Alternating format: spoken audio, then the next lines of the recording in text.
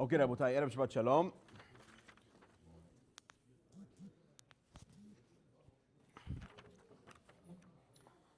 Parshat Terumah. And B'ezrat Hashem, we are also about a week and a half away from the great holiday of Purim. Shi'avor aleinu l'tovah. B'siyata d'shmaya, I hope to make a connection between Parashat HaShavua and the holiday of Purim. You know, the Magim Duvna, Rabbi Yaakov Krantz, he gives a mashal, and he says that if it's so true that the Jewish people accepted the Torah so lovingly, as we read in last week's parasha, Na'aseh v'nishma, if that's the fact, then why do we have a Mefurash Gemara that says that God, he so to speak, he forced us to take it? The Gemara in Shabbat says, Kafar lehem har ki gigit. God, he picked up the mountain and he put it over our heads and he forced us. And he said, if you accept the Torah, mutab. If not, sham tiyeh kivratchem. We love bringing this Gemara. So if it was with such love and Na'aseh v'nishma, why did God have to force? The famous question they all ask. Magim Duvna, he answered with a mashal. He goes, one time there was a child, and the child was mifunak. What's mifunak? He's spoiled, very spoiled kid. And he got sick. And after he got sick, his father took him to the doctor, and the doctor says, listen, he has to take medicine. Medicine is going to feel better, antibiotics. And the father said, listen, doc, please, whatever you do, just make sure the antibiotics, it's sweet. Because again, my kid is spoiled. He only likes sweet foods. If I give him something bitter, he's not going to want to take it. So the doctor says, no problem. He writes him a prescription, bubblegum flavored antibiotics. And the first time the father tries to give it to him, the son, from his previous experience, he thinks it's bitter. He doesn't want to take it. He's running all over the house until finally the father gets him and he forces him to take the medicine. And then once he takes it, the child realizes, listen, this is not so bad. And then a couple of hours later, when it's time to take the second dose, he comes up to the father himself. He says, Abba, it's time to take my medicine. And the father said, what happened? You're usually very avoiding, very picky. And the son said, I know, because I thought that was going to be bitter. But once I tasted it and I realized that it's sweet, now I'm willing to take it without you having to force me. That's the mashal he brings. And obviously the nimshal is that in the beginning, Ami said, we didn't really know what it was. This is brand new to us. So therefore we were afraid, and God said, I have to force you to take it. But I know God said that once you take it, you're going to taste its sweetness, and you're going to want to take it on your own. That's the mashal. B'ezrat Hashem, I hope to give another approach to why the Jewish people had to be forced to take the Torah at Sinai. So the Torah begins in source number 1, telling us all about the measurements of the Mishkan. It says the first source, Va'asita et kerashim la Mishkan, esrim keresh lif'at negba temana. Torah tells us in the very first source that the Mishkan on the southern side had esrim kerashim, which is 20. There were 20 planks on the south side of the Mishkan. Continues the Torah, lif'at safon, and on the northern side, esrim keresh. So there was 20 so far on the southern and 20 on the northern. Anybody keeping count? That's 40 so far. And then the Torah says, Yama, which is in the west, ta'aseh shisha kerashim, you're going to make 6 kerashim, and then a continuation, ushne kerashim ta'aseh lemukta'ol mishkan. Altogether, 48. 48 planks to the Mishkan itself. And then finally, the Torah gives us how many branches they were in the menorah, which is the candelabra that existed in the Mikdash. Says the Pasuk, last one in source number 1, V'shisha kanim yotzim mitzideha, shalosha kanei menorah mitzida ha'echad, u'shlosha kanei menorah mitzida ha'sheni. There were 6 altogether, 3 from one side, 3 from the other, and obviously you have the central branch in the middle, which brings up the count of the candelabra to 7 branches altogether. So far the Torah is telling us that altogether in the planks of the Mishkan there were 48 and 7 branches to the candelabra. Hence the topic of today's shiur, the title is 48-7. And the question is very obvious, Chaim. And the question is, every single detail in the Torah is significant. So if that's the case, if everything is significant, then what is the understanding of why God would want to make it that there's exactly 48 planks and exactly 7 branches to these holy items that are inside the Beit HaMikdash? Is the question clear? What is Parshat between the 48 and 7? I bring you a pasuk in Megillat Esther. Pasuk says in source number 2, Vayasar HaMelech et tab'ato me'al yado. King Ahashverosh, he takes off the ring from his finger. V'itena leHaman ben Hamdata ha'agagin. He takes it off and he gives it over to Haman, Tzorera Yehudim, the enemy of the Yehudim. Just in case anybody know the background, very simple. At this point in time, Haman became the best friend of Ahashverosh, all with a devious plot in order to kill the Jewish people. And at this moment, what Ahashverosh basically did is that he made Haman his second in command. Everybody in Shushan at the time, if you wanted to make a royal decree, you needed to have a signet ring. At this point, Ahashverosh gave Haman the highest honor, and he gave him his own ring to basically tell Haman, you could do whatever you want. At this point in time, Haman became second in command, like the viceroy to Ahashverosh. Nobody is more powerful to Haman except Ahashverosh himself.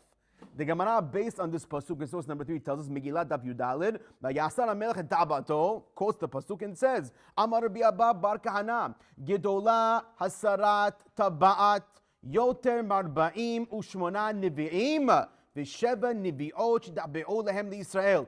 The fact that Ahashverosh took off his ring and he gave it over to Haman, this did more for the Jewish people. This caused us to be more afraid than even the 48 Jewish prophet men and the 7 Jewish prophetess ladies. The fact that Haman got that ring from Ahashverosh, we got so scared that even though we had years and years of tochacha and years of chastisement and yelling at us, telling us to do the right thing, the Jewish people, we didn't really care. 48 prophets, 7 prophetesses, non-stop, all the time, and we didn't care. But the moment Ahashverosh took off that ring, we got so scared that whatever they didn't help, Haman did very fast. Therefore says the Gemara, Shekulam alo hezrum benu mutav, all those prophets, it didn't help us. V'ilu hasarat tabat, but the taking off of the ring, hechaziratam lemutav, that fixed us. That put us in the right place. The Maimon says a piece on this. He writes that if a person doesn't listen to a good mother, he's going to eventually listen to a bad stepmother. That's exactly the mashal he uses for this. If you don't listen to the mother, the stepmother will come along and teach you a good lesson. Therefore, whatever we listen for the prophets, at the end of the day, our enemies taught us a very important lesson. So therefore, sounds like so far this count, this number of the Mishkan was very significant. 48 planks to the Mishkan, 7 branches to the candelabra. It's going keneged the 48 prophets and the 7 prophetesses that we had amongst our nation. Says the Rabbi Hatam Sofer, source number 4, Ki mem chet kirashim, this 48 planks, shayu b'mishkan, that were in the tabernacle, hem keneged mem het nevi'im shikamu Israel. It's keneged the 48 nevi'im that the Jewish people had. V'nirmaz inyan zeh, b'ma shekina hakadosh baruch hu et atzei hamishkan kirashim. Why does God call the word planks? Why does he use the word kirashim? Says Hatam Sofer, shekain keresh. The word keresh, which is the plank, notrikon. It is an acronym. It is Rosh Tevot for Kedoshim Romemei Shaddai. Keresh, Kedoshim Romemei Shaddai. Remez ala Nevi'im. These are Nevi'im, these are the Kedoshim, these are the holy people who exalt God's name. Haromimim be'Yisrael et Shemo shel Kodesh Baruch Hu. V'luzayin kaneh menorah. And again, in the 7 branches of the menorah, hein remez al zayin nevi'ot shekamu li'Yisrael. But the Hatam Sofer doesn't stop there. He comes along and he says he wants to continue connecting the 2 subjects of Megillat Esther and the Mishkan, and he starts by quoting a Rashi. Is that why the king's name is Koresh also? No, but that's different. That's nice. But different. Yeah, but it's a different king. No. Chaf and Kuf. Okay, yeah, it's also spelled differently, as Mr. Ophir is pointing out so nicely. About Tishma, Chaf ve'Kuf ulai ze interchangeable. Ulai. But anyway, he quotes Rashi. And he says, Rashi tells us that when it came to the the things that fastened the Mishkan together, these kirashim, these planks that were on the Mishkan, how did they stay there? Rashi says in source number 5, Kol keresh v'keresh haya harutz milimala. Every single plank, it was engraved on the top, bechorbo shne haratzim, b'shnei tzidav on both sides, kimo ovi tabat. And it was being held, it was the thickness of a ring, umachnisol bitabat ehad. And used to put the kirashim inside a tabat, inside a ring itself. Hatam Sofer is bothered. Why would I try to fasten the kirashim of the Mishkan using a tabat when you put inside a hole, maybe it's going to be a little loose. Why can't I just fasten the kerashim to the Mishkan using something more permanent? Why can't I rivet it? Why can't I nail it? Why can't I screw it in? Why dafka does the Torah tell me it has to be done specifically with a ring? Again, continues Hatam Sofer, and he says the ring is all remez, and he writes number 6, haremez bazeh. The hint for this is the following: Kitabaat, this ring that you put the kerashim inside, shehi agula, it's round. In case you didn't know, bitzurat ot samach. And if you look inside, which letter in the alphabet does a ring correspond to? Very simply, it's a samech. Samech is like this. What does it stand for? Hiremez alma shesomech hakadosh baruch hu berov rahamav b'Yisrael hanoflim begalut. It's coming to give us a hint that no matter how much Am Yisrael is in galut, no matter how much we are in exile, no matter how much we are suffering, God is our samach. He's our somech. He allows us to rely on Him always and forever. Like we read every single day in Ashrei, Somech Hashem lechol hanoflim. God supports all those that fall. B'darshu b'gemara, it says in the Talmud Barachot, Shakadosh Baruch Hu somech ba'ot samech. Hashem shows us a sign of Him supporting us. Lechol hanoflim, everybody that falls. Harumazim be'ot nun. Nun is noflim. Samech is somhim. Shehi b'bichinat nefilah. So the samech represents support, while the nun represents falling. Hine, kikein zao enyan. That's what's going on over here. Shetiva hakadosh baruch hu lekasher et memchet kirashim im tabaot.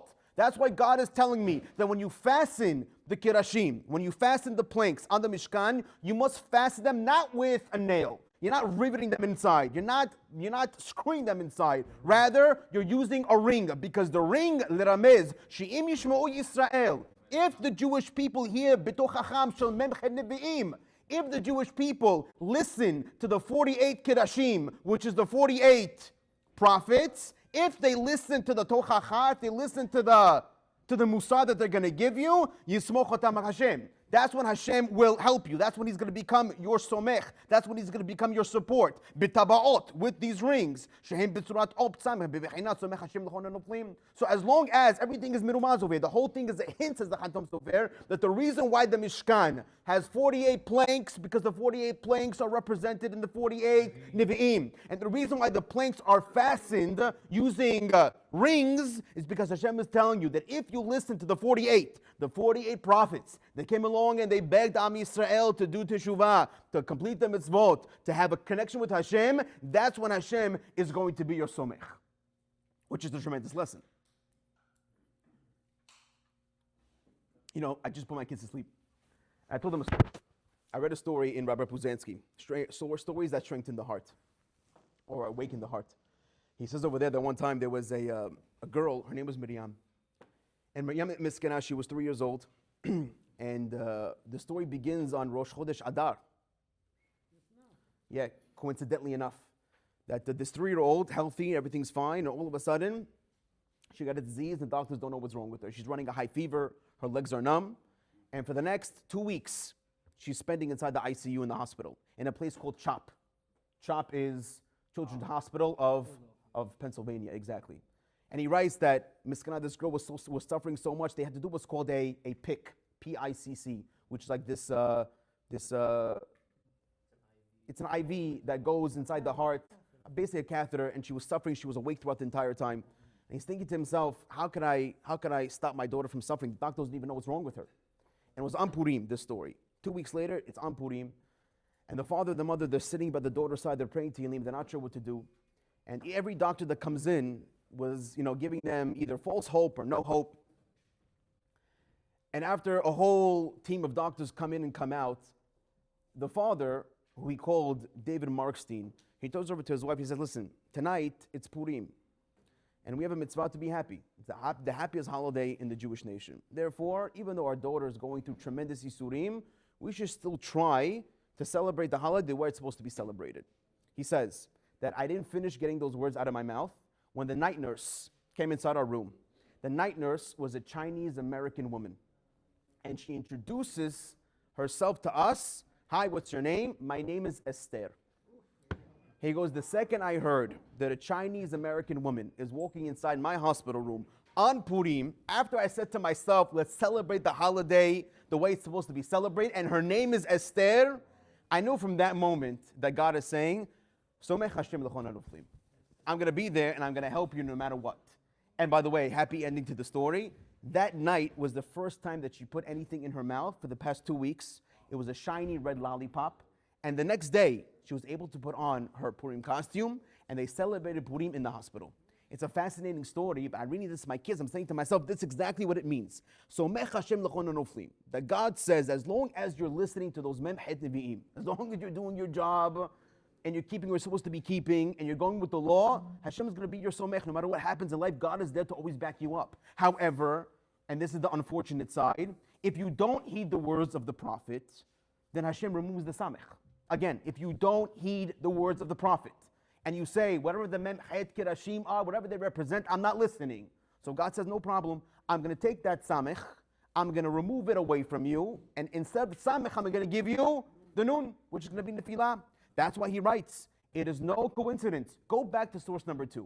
Go back to source number 2 when the Torah tells us in Megillat Esther, Vayasar HaMelech et Tabato. There's a famous Gaon Mevilna that every time it says the word HaMelech in the Megillah, it's not referring to Ahashverosh. Rather, it's referring to God. So now read it as if it's God. Vayasar HaMelech et Tabato. Who took off his ring? Who took off his ring? God took off his ring. And what does the ring represent? It represents being a somech.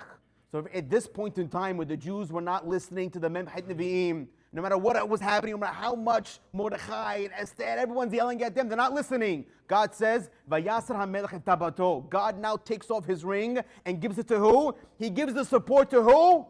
He gives the support over to Haman. Now instead of Haman having nefilah, now the Jews have the nefilah. And then he comes along and he writes, but if they listen, Hashem reinstates the samech and gives it over to the Jews.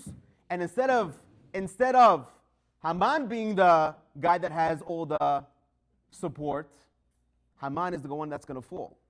And that's why I'm fast forwarding just a little bit.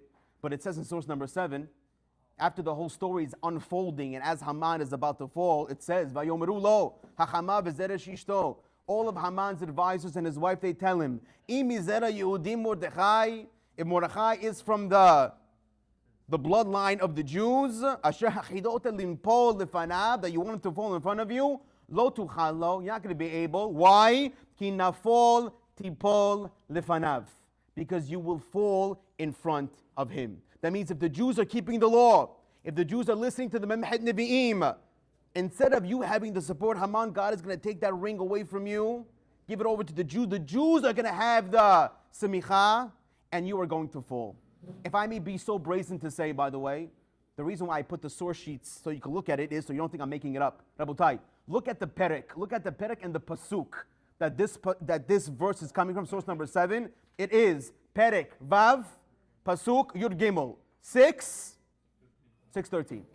I don't think it's a coincidence that the very pasuk that says, Ki nafol tipol lefanav, you will fall in front of him on the condition that if the Jews are doing what they're supposed to be doing, if they're listening to the memhet nevi'im, if they're paying attention to the mitzvot, to the vav, yud gimel, to the 613, doing that activates a nafol tipol lefanav.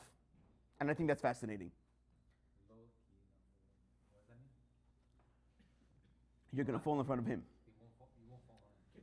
Sorry, can you translate the whole passage? Haman's advisors and his wife Zeresh told him, if Mordechai is from the bloodline of the Jews, that you were hoping that's going to fall in front of you, you're not going to be able to. You are going to fall in front of him. It's not a hidush, but again, Haman was going under the assumption, and you have to either assume that he already knew, or that he was taught, or he knew through black magic, or he was a chacham. And when the Jews are not following, he has an ability. And if they're following, he knows he has no chance. And something that his wife and his hachamim were just reminding him of, as long as the Jews are keeping, Haman, you have no chance. He was Chacham Gadol. Zebadai. Let me tell you another fun fact about the Mishkan, Rabotai. Something you never heard of before. The Sifri writes that anytime it says in the Torah the word li, anytime it says in the Torah li means it's going to be that way forever. Anytime God uses the word li means forever and ever. And he brings examples. Says the Sifri, source number 8. B'chol makom shene'emar li kayam le'olam ulamei olamim. You know it's going to be guaranteed forever. Examples. B'kohanim hu omer. It says by kohanim v'chahanu li. That means the kohanim are going to exist forever. B'levi'im hu omer. It says by levi'im v'hayu li. Ha-levi'im. Levi'im are going to be forever. B'Yisrael, turn the page. With the Jews, what does it say? Hu omer ki li b'nei Yisrael abadim. The Jewish people are going to be mine forever. Don't listen to the other, so to speak, religions that say God has abandoned the Jews and he started new again. No such thing. It says, Ki li b'nei Yisrael abadim, forever. B'bechorot omer, what does it say about the firstborns? Ki li kol bechor b'nei Yisrael. And then finally, pasuk in this week's parasha, ve'asu li migdash v'shahanti b'toham. You make for me a migdash and I shall dwell in it. And again, that means that the Mishkan is li. The Mishkan is something that it's going to last forever. And what's the question you're going to ask me? But it's not around? But it's not around? Yeah. Oh, Hazaku Baruch. Maybe they didn't know that. Ophir is 100% correct, even though we don't know where it is right now. But who says it's not around? Says the Gemara Sota, source number 9, also daf number 9. Nignaz ohel mo'ed kirashav, kirasav, birhav, va'amudav, va'adanav. Don't think that just because we don't have the Mishkan doesn't mean it doesn't exist. God, in His infinite wisdom, He has hid it from us. And when we're going to be Zohei one day, then it's going to come. So again, the Mishkan is something that's going to last forever. However, currently, it is hidden. The reason why this info is so important is because the Torah is trying to establish a connection between the Mishkan and its builder. Who's the builder in the Mishkan, gentlemen? Well, Moshe Rabbeinu was more correct. Even though I know B'Tzalel, he constructed it, but Moshe Rabbeinu was the supervisor, he was the initiator. Correct, Zenachon. There's a great correlation. Rabotai, listen to what I'm telling you. There's a great correlation, there's a great link and a great connection between Moshe Rabbeinu and the Mishkan. I remind you again, the Mishkan, what does it represent? The 48-7. What does it represent? The 48 prophets and the 7 prophetesses, correct? Now, tell me something, gentlemen. Who was the father of all prophets? Moshe Rabbeinu. In fact, says the Rambam, read inside in a second, that one of the principles that we must believe, that all the prophets that prophesied on behalf of our nation, all those prophets were emet. All the prophets, all the prophecies that Moshe Rabbeinu, he prophesied, all those are emet. If you don't believe in that, then you are derelict in one of the Ikra Emunah. Says the Rambam, source number 10, Ani ma'amin, I believe, be'emunah shleima, with full belief, full faith, shekol divrei nevi'im emet. Whatever they said, it's true. Ani ma'amin, be'emunah shleima, shenivuot Moshe Rabbeinu alav shalom, hayita amitit. It's all emet. Shehu haya av nevi'im. Moshe Rabbeinu was the father of all prophets. Lekot min lefanav. Whoever was before him, anybody that came after him, Moshe Rabbeinu is the main guy. Everything is stemming and coming from Moshe Rabbeinu. Magimi Duvna, he lays down the same principle and then he explains it with a mashal. He says, you know how sometimes, it's true, and this is a scientific fact, the moon doesn't have any light of its own. The moon, whatever light we have from the moon is just a reflection over the sun. Therefore, lahavdil, Moshe Rabbeinu is the sun, all the other Nevi'im is the moon. So that whatever the other Nevi'im are giving over as prophecy, it's just a reflection from the prophecy of who? Of Moshe Rabbeinu. Says Magimi Duvin number 11, Nivuot Moshe alav shalom, hayta kolet ma shutnabu kol Nevi'im. Whatever they're going to say, Moshe Rabbeinu, it already is coming from him. Va'afilu ma shetalmid atid hadesh. Even a prophet in the future, whatever he's going to say, you should know, it's really coming from Moshe Rabbeinu. Ki hu haya avihem. He is their father. Asher minitzot nevuato ha'elyona nimshecha nevuah el kol shar nevi'im. From his nitzot, from his spark, comes all the other prophets. V'ka'omri b'mechelta, like it says in the mechelta, mo'ota sha'a she'amdu yisrael har Sinai, zechu la'ami lahem nevi'im. Asher al ken amanu pnei Moshe Ki pnei hachama, the face of Moshe Rabbeinu shining like the sun. Ki or halivana, this is the mashal, because the light of the moon, v'kohabim and the stars, nimshach lahem aidei hashpa'at or hashemesh. Everything comes from the influence of the sun. Ken hayam Moshe. Moshe was the same thing. Binyan nevuah im kol she'erei hanevi'im. Therefore, whatever the nevi'im they say, whatever they do, whatever they were prophets, or whatever it was, whatever's written in the books, you should know. Moshe Rabbeinu already knew about this way before they even said it, while they still were in diapers, while they were even born. Moshe Rabbeinu understood and knew what they're going to say. And by the way, both the Rambam and the Megillah Dubna, it's based off the Gemara. The Gemara says in Barachot and Daf Hey, source number 12, it says, Mikra, Mishnah, Nevi'im Ketuvim, Talmud, Milamed Shekulam Nitnu LeMoshe B'Sinai. Everything was given over to Moshe Rabbeinu at Har Sinai. He knew every single thing. Now, Rabotai, now we have established that Moshe Rabbeinu is the Av of the Nevi'im, and the Kirashim of the Mishkan is corresponding. It's Keneged those 48 prophets. Let me ask you a question. What do we know about the burial of Moshe Rabbeinu? Hazaku Baruch, we know nothing about his burial. In fact, the Torah tells us in source number 13, V'yigbor oto bagay be'eretz Moav mul beit peor v'lo yada ish et kiburato at hayom hazeh. Nobody knows where Moshe Rabbeinu is buried until today, meaning to say he is hidden. What else did I tell you is hidden about 5 minutes ago? Hazaku Baruch. So just like the Mishkan is hidden, so to Moshe Rabbeinu is hidden. Therefore, so far we see a great link between Moshe and Mishkan. Link number one, who built the Mishkan? Moshe.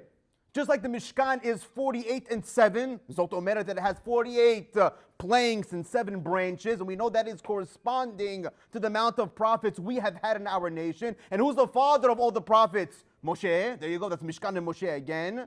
And like I said, just like the Mishkan is Nignaz, so to Moshe Rabbeinu, he is Nignaz, he is hidden. But the most important of all connection, maybe not, who knows? But finally, tell me, how did Moshe Rabbeinu view his purpose in life, boys? How did he see himself as? Humble, like nobody. Besides humble, besides Ebel Hashem, his job in life was seen as a leader and a defender of his flock. Like any good shepherd, like any good master. But he knows that whatever it is, he must defend his nation. Chaim, in 2 weeks we're going to read Parshat Kitisa. And Kitisa tells us about the very unfortunate episode of the Hayta Egel. And the moment the Jewish people committed the Hayta Egel, who was the first guy to stand up and say, leave them alone? Hazaku Baruch, Mehadina b'sifra shekatafta. Says Moshe Rabbeinu, if you punish them, remove me completely. Rabotai, if Moshe Rabbeinu's mission in life was to defend Am Yisrael, what was the purpose of the Mishkan? Anybody know? Don't guess. Look at source number 14. It's a Rashi. Look at Rashi. Look at what Rashi says in source number 14. Says Rashi, Eidut liYisrael shiviter lahem hakadosh baruch hu al ma'aseh ha'egel. The whole point of the Mishkan was that we knew that once the lights were turned on and once everything worked, says Rashi, Sharei Hishra Shechinato Benehem. Once God brought down His presence on the Mishkan, we knew at that point that God has forgiven us for the Egel. So far we see great connection between the two, and the most important one is, just like it was Moshe Rabbeinu's life mission to defend Klal Yisrael, Mechenina Misifrecha, I guess it's also the goal and the life mission of the Mishkan to do the same thing, to make sure that God has forgiven us for the Hayta Egel. Now, gentlemen, let me ask you a question. Question of the day. Whose fault was Hayta Egel? I was expecting that. Erev Rav, Aaron, Hud, why not? Just throwing Hud over there. Moshe, because he didn't say what time he's going to be back. These are all great answers. An answer I never heard before from the Sfat Emet. Sfat Emet, which is the last source, number 15, he says something unbelievable. And he writes, going back to address my original question, why did the Jewish people accept the Torah b'kifiyah? When God gave us the Torah at Mount Sinai, He had to do so with force. Kafel em hagigigit. And I said, what is Pishad? Why is God forcing? Says Sfat Emet, unbelievable. And he writes, Amashlo kiblu Yisrael et Torah me'ava b'matan Torah. The reason why the Jews didn't accept it with love from Matan Torah, However, ve'ilu acharei nes Purim, but after Purim happened, kiblu et Torah me'ahava, as we say, ki'imu v'kibilu, they accepted it with love. Ki hasiba shekiblu Yisrael et Torah b'shat matan Torah rak b'kifiyah. Why were we forced to do it? He biglal klipat Amalek, shenilcham im am Yisrael v'hichnis b'hem eres shegaram lahem shelo yikiblu et Torah me'ahava. Rabotai, right before we got the Torah, right before we got to Har Sinai, right after the splitting of the sea, what happened in the end Parshat B'Shalach, gentlemen? It was a war with Amalek. Says the Sfat Emet, that war with Amalek, you know what it did? It traumatized us. It traumatized us to the point when God said, are you ready to accept? We were on the fence. Therefore, God had to force us at this point because it was Amalek's fault why we had to accept the Torah, not willingly, but forcefully. And then again, that's the side effect of Amalek attacking us. Kafa aleim har kigigit is the side effect, the fact that we were traumatized by Amalek. And because Amalek traumatized us, says Sfat Emet, v'kitotza'a mikach, a result of Amalek attacking us and a result of accepting Torah forcefully, naflu birishut ha'erev rav she'asu et ha'egel. So it turns out the whole reason why we did the egel, the whole reason why we accepted the Torah b'kifiyah with forcefully, is all because we were traumatized by Amalek. Whatever they did over there, and I can't tell you what that was, but they, as the Sfat Emet puts it, they put an eres inside, they put a poison inside. Maybe we were emotionally damaged.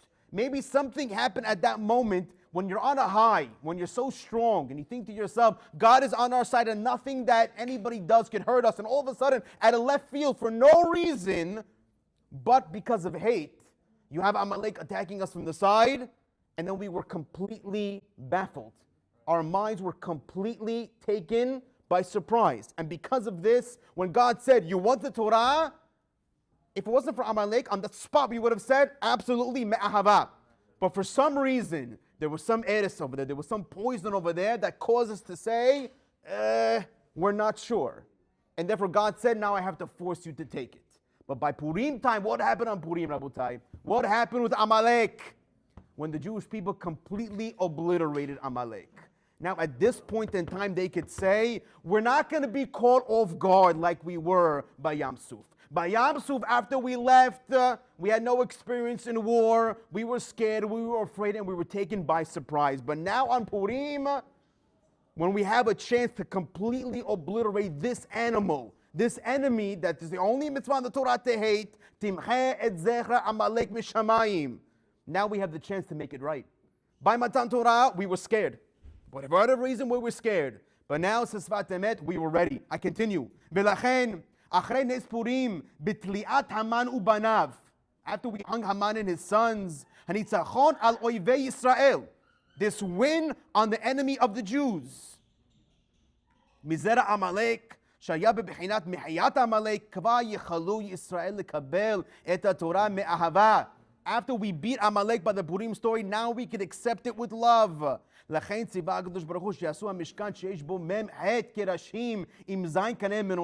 God commanded, when you make it the Mishkan, don't forget to make 48 planks and 7 branches of the menorah, all to tell us as a hint to the 48 Nevi'im and the 40 and the 7 prophetesses.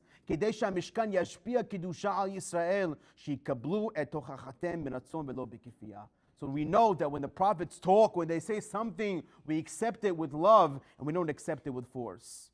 I think this is tremendous hidush, and it teaches a great lesson, Like the Hatam Sofer said in the beginning, that the Mishkan and Esther, there's a great connection. That's why Terumah is always going to fall out before Purim, in order to make that connection. The Kirashim are 48, and they're being held by what? By the rings. The rings is Somech, but the ring is also the Tabat of the Melech. Tabat of who? Which Melech? Not Melech of Ahashverosh. Melech Melchaim Melchaim HaKadosh Baruch Hu. And God is trying to teach you a lesson, that as long as you're following the Memchet prophets, as long as you're following the 613, the Vav Yud Gimel of the Nefilah of Haman, to combat anti-Semitism as the news is always talking about. You don't need organizations. And you don't need people fighting for you in Washington. You don't need it. Torah's telling us in black and white. Memchet, the 48-7. Not 24-7, the 48-7. in order to remind us that the prophets, all you have to do is, says Hashem, I'm making that connection. I'm doing it for you. I'm trying to tell you, says God, in so many ways that I can. 48:7, by Taba'ot, by the Somech, by the Semicha. As long as you're following, God says, you're covered. I got you. Like Mr. Markstein in the hospital. Chinese American nurse. What's your name? Esther. What are the chances? What are the chances of the hundreds, not thousands of nurses, like we see it in the news? The one nurse that they get on Purim, not even Jewish, but her name is Esther. Come on. Come on, it doesn't happen. It doesn't happen. So God is trying to tell you, as long as you're following the law, I'm your somech. But the moment you mess up, and the moment you think to yourself that I know better, then the nefillah sets it. And God says, I take the nefillah away from Haman, and I give it to you.